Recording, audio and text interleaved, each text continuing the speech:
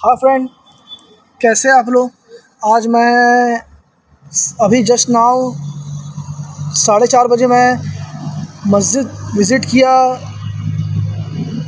असर की नमाज़ होती है। असर की नमाज़ पढ़ने के बाद, प्रेयर करने के बाद मैं सोचा एक टॉपिक आया माइंड में, तो मैं सोचा आप लोग से डिस्कशन कर लूँ। तो हमारा टॉपिक ये है कि क्रिएशन के बारे में, वर्ल्ड ऑफ क्रिएशन। जो रब ने क्रिएशन किया है, एक टॉप लेवल से लेकर मिडिल लेवल से लेकर लो लेवल तक, वो सारी क्रिएशन अलग अलग है और सारे के स्टेटस अलग अलग है। और सबके अकॉर्डिंग ही रब ने जो स्टेटस दिया है, जो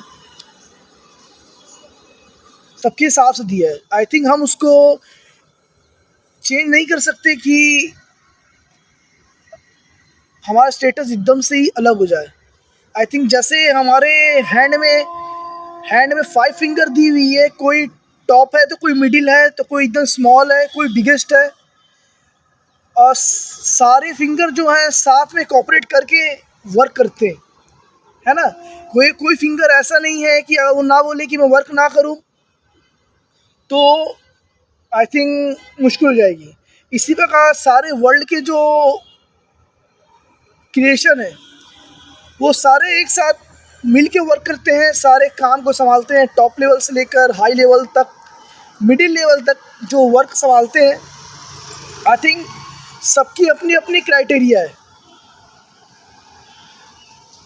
सबकी अपनी अपनी क्राइटेरिया है, सब अपने अपने लेवल के अकॉर्डिंग वर्क संभालते हैं। ये हम डिसाइड नहीं करते हैं, ये ऑटोमेटिक डिसाइड रहता है ऊपर वाले की तरफ से, रब की तरफ से, कि किसी को क्या वर्क दिया जाना है, क्या वर्क कैसे परफॉर्म करना है। ये एनर्जी, ये माइंड, ये थिंकिंग ऊपर वाला देता है हमें।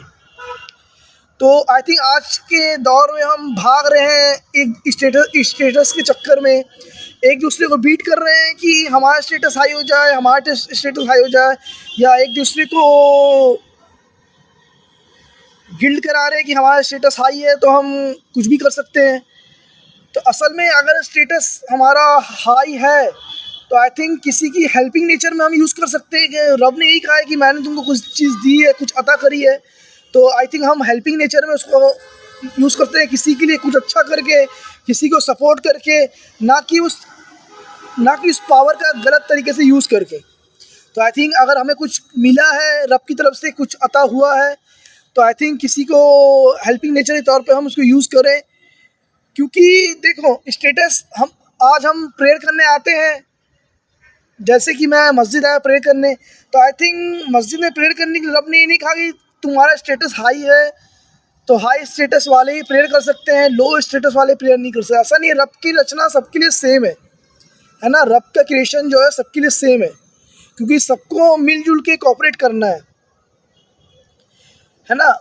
सबको साथ में कोऑपरेट, एक घर जो बनता है वह सीमेंट, ईटा, रेती, छड़, गिट्टी, इस सबसे मिल के बनता है, कॉपरेशन से मिक्स करके बनता है। उसी प्रकार सारी चीज़ें रब के द्वारा क्रिएशन की हुई है। तो आई थिंक सबके कॉपरेशन से ही आई थिंक कुछ नया क्रिएट होता है, कुछ नया सपोर्ट होता है। तो आई थिंक हमें रब की क्रिएशन को समझना चाहिए और उस पर चलना चाहिए, तब जाके हम कुछ बेहतर सोच पाएंगे और बेहतर देख पाएंगे। ये है वर्ल्ड ऑफ क्रिएशन जो रब की बनाई हुई है। तो मैंने सोचा इस पर डिस्कशन कर दूं थोड़ा सा आज टॉपिक पे। तो माइंड में आया मेरे मस्जिद में प्रेयर करते करते कि आई थिंक डिस्कशन करना चाहिए, आप लोग समझाना चाहिए, तो मैंने आप लोग समझाया। तो आप लोग फॉलो कीजिएगा और फॉलो कर देखिएगा एक पीसफुल लाइफ के लिए। चलिए मिलते हैं नेक्स्ट लेक्चर में, तब तक के लिए keep the watching. Thank you.